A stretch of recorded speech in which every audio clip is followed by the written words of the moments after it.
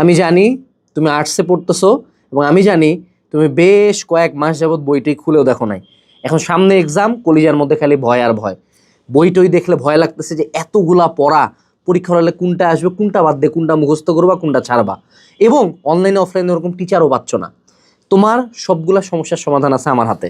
এখানে দেখো, আমরা তোমাদের প্রত্যেকটা সাবজেক্টের সাজেশন বানাইছি, ঠিক আছে? তুমি একটা সাবজেক্টের একটা চ্যাপ্টার নিবা, ওখানে 3 ধাপের টপিক দেওয়া আছে। বোর্ডে পাস করার জন্য কতটুক পড়বা, প্লাস পাওয়ার জন্য কী কী পড়বা, এবং ওখানে ওই বোর্ড থেকে কয়টা করে কোশ্চেন আসছে, এরকম তো সাজেশন আছে প্রত্যেকটা সাবজেক্টের একটা বইয়ের মধ্যে।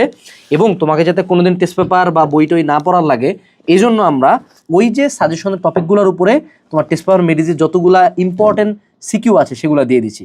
এখন তোমার চিন্তা করো যে তুমি শুধু টার্গেট করবা যে এই বইয়ের যে কটা টপিক আছে সে কটা টপিক এবং এই সলিউশনের যে অ্যান্সারগুলো এগুলো পড়ে যাবা। এইটুকু পড়ে গেলে that is more than enough for you.